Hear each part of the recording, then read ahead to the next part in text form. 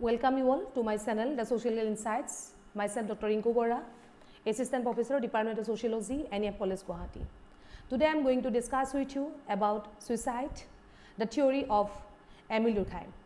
As all of you know, suicide is a very serious problem in today's world. Just few days ago, we came to know one famous actor of Bollywood, Sushant Singh Rajput, he committed suicide. So, most of the people actually wanted to know that what are the various factors responsible for it. Why people are committed suicide? Because it is increasing, the rate of suicide is increasing. So, that is why it is very relevant to discuss this topic today.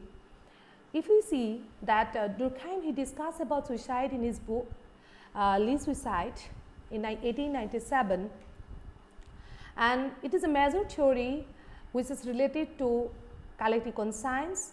Durkheim analysis of suicide, it rejected the prevailing psychogenic causality of suicide, because most of the people feel that, or most of the people think that the causes of suicide are psychological. But Durkheim, he rejected the various extra-social factors with that, such as heredity, climate, mental alienation, racial characteristics, and imitation as the factors of suicide. If you see in its common parlance, what is suicide? Suicide that may be defined as any act of an individual who desires to achieve the goal of self-annihilation and become successful in attaining that goal. And in this context, what Durkheim said? Durkheim said the causation of suicide should be referred to social structure and its ramifying functions. He mentioned that it is the social circumstances and the influence of collective consciousness which is mainly responsible for the phenomenon of suicide. He says suicide is an act which society disapproves of expiation. He viewed that there are 4 kinds of suicide where we can identify the various causes responsible for it. The various types of suicides are egoistic, altruistic, anomic, and fatalistic. So, let us discuss about it, what are the various kinds of suicide and how we can relate it with the different incident of suicide in our society. First of all, I am going to discuss with you about egoistic suicide. What is it? And if you understand the causes of egoistic suicide, so definitely you can relate it, the different incidents of suicides that took place in our society. So, egoistic suicide, it results from the lack of integration of individual into his social groups. Some people cannot adjust the social condition, or he may be completely, you can see that he completely self-centered. So, the suicide committed by persons who are self-centered and to whom self-regard is the highest regard that can be termed as egoistic suicide. So, some people may committed suicide because he is self-centered and he considered self-regard is the highest regard. So, in an overwhelming sense of self-regarded needs and heightened sense of self-importance leads to aloofness and indifferentiatism, and it grows into alienation. Because being a social animal, man is unable to cope with social alienation and feels impelled to commit suicide. For example, regardless of race and nationality, Catholics show far less suicides than Protestants. Why?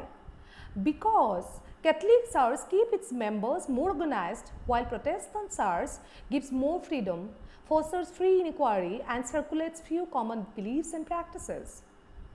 This is evident in the case of England, the Protestant country, where suicide is least developed. So, if you see, Durkheim has explained the egoistic suicide by giving various examples.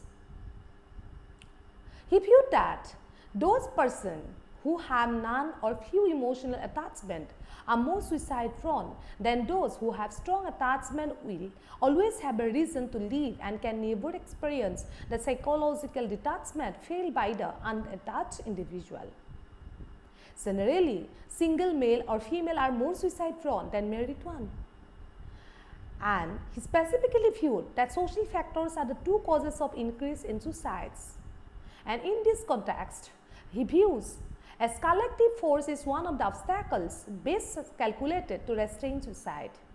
Its awakening involves a development of suicide. So this is about egoistic suicide, where people, because of their ego, they may commit suicide because they cannot attach with the individual, they cannot adjust in some situation. They are mostly self-centered. That's why that kind of people may commit suicide. Next, altruistic suicide. So according to Durkheim, this is the another kind of suicide. This is altruistic. So if you see, this kind of suicide is exactly used in opposite sense of egoistic suicide.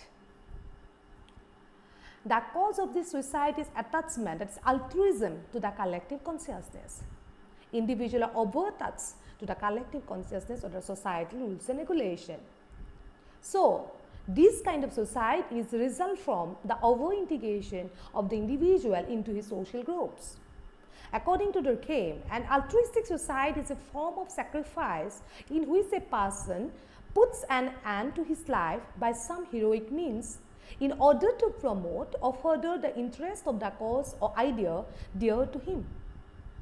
For example, the ancient custom of sati, in which a wife would willingly jump into the funeral pyre of her husband and thus end her life. This is an example of altruistic suicide. If you go through the detailed analysis of Durkheim about the different kind of altruistic suicide, then we can see there is a three kind of altruistic suicide that discussed by Durkheim in his book The Lee Suicide. So what are the three different kind of altruistic suicide that discussed by Durkheim? Let's discuss about this. First, he discussed about obligatory altruistic suicide. Next, he discussed about optional altruistic suicide.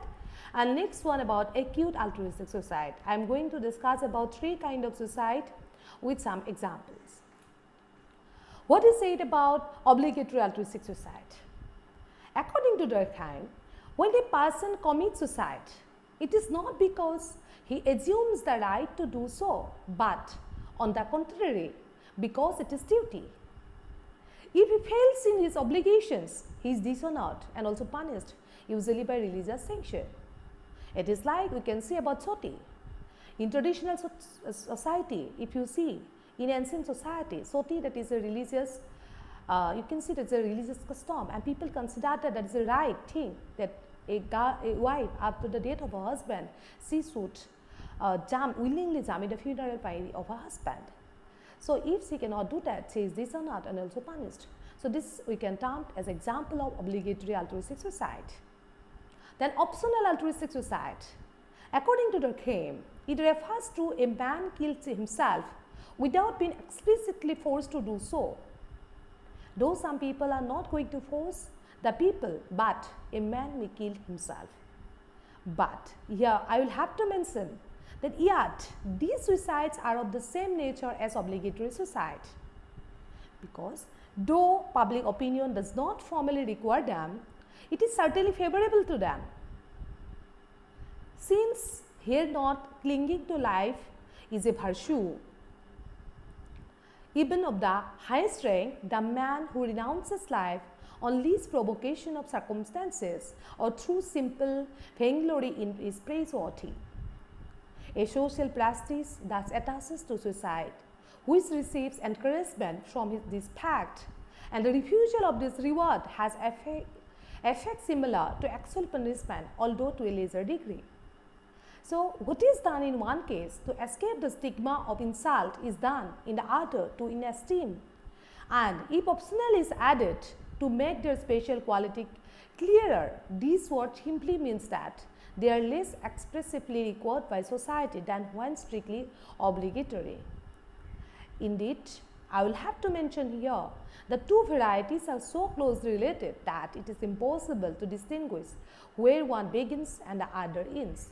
So this is about optional. There people are not going to bound him. They are not going to actually, you see that you will have to do it. It's compulsory. It is not exactly like that. But if people commit that kind of suicide, then he can get rewards in the society. That is also very important. Next, acute altruistic suicide. According to Durkheim, this kind of suicide refers to a situation when it even happens that the individual kills himself purely for the joy of sacrifice, because even with no particular reason, renunciation in itself is considered praiseworthy. So, this is about acute altruistic suicide. Next come to anomic suicide. What is anomic suicide? So, you see, this kind of suicide is considered with social disorganization and imbalance. This kind of suicide is based on the anomy or normlessness situation in society. Every disturbances of social equilibrium, whether on account of sudden prosperity or instant misfortune, results in a deregulation and a greater impulse to voluntary death.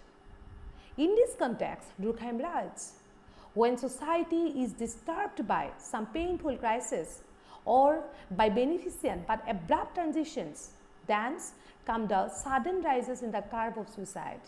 In the case of economic disaster, indeed something like a declassification occurs which suddenly casts certain individual into a lower state than their previous one.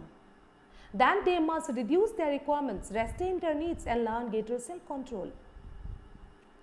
So, all the advantages of social influences are lost so far as they are concerned. Their moral education has to be recommended, but society cannot adjust them instantaneously to this new life and teach them to practice the increased self-repression to which they are unaccustomed. So, as a result, they are not adjusted to the condition forced on them, and its very perspective is intolerable. Hence, the suffering which detaches them from a reduced existence even before they have made trail of it. As you know that all societies go through certain upheavals from time to time, like political upheavals, economic upheavals, reinterpretation of religious doctrines and familial institutions, which promote individual to lose sight of their social bond, and consequently some individual commit suicide. Therefore, Durkheim called this kind of suicide as anomic. So, to remember this term anomic suicide, you just remember this as a normlessness situation. When people face some normlessness situation, then they may commit suicide. Next come to fatalistic suicide. This is the actually you will have to remember, in opposed to anomic suicide, Durkheim proposed the fatalistic suicide to complete his analysis of suicide. But interestingly, he did not explain this type of suicide in his magnum opus Le Suicide beyond a brief paragraph. So, what he writes? He writes, the above consideration shows that there is a type of suicide, the opposite of anomic suicide, just as egoistic and altruistic suicides are opposites. You will have to remember, egoistic suicide, it's about self-centeredness. Because of that, people may commit suicide because it's mostly selfish. He has some selfish interest, is mostly self-centered. But altruistic suicide, it is due to the over-attachment to the societal rules and regulation. So, egoistic and altruistic both are opposite. Again, if you see, fatalistic suicide, this is opposite to anomic suicide. When there is no regulation, that people may commit anomic suicide, but when is there over-regulation, that people may commit fatalistic suicide. So, it is the suicide deriving from excessive regulation that of persons with future piteously blocked and persons violently shocked by oppressive discipline. So, here he gave some example that it is the suicide of very young husband of the married man who is childless. So, for the completeness sake, we should set up this fourth type. This is the comment made by Durkheim in his book Magnum Opus Le Suicide. So, here I just give one conclusion. Actually, I just draw in conclusion, I just draw the different types of suicide that discussed by Durkheim, where he discussed about you see that fatalistic suicide, then he discussed about egoistic suicide, he discussed about altruistic suicide, and he discussed about anomic suicide. So, actually on the basis of interrogation, he discussed the differences between, he said that egoistic suicide, this is due to the interrogation of the society, and there is a like you can see there is a fatalistic and anomic suicide. This is due to some regulations. That means due to over-regulations, people may commit suicide. This is fatalistic and anomic suicide due to less regulation. Egoistic suicide, it is also on the basis of integration. We can differentiate this both the term or do both the pattern or types of suicide. If you see egoistic suicide, this is due to the less integration with the social regulation, and altruistic suicide due to high integration to the society. So this is about the type of suicide within a particular diagram. You can understand it. That's why I put this to understand this 4 kind of suicide in a very easy manner. So this is for today. So thank you. I will again put one important thing, that Durkheim not only gave different types of suicide but also tried to establish mixed type of suicide.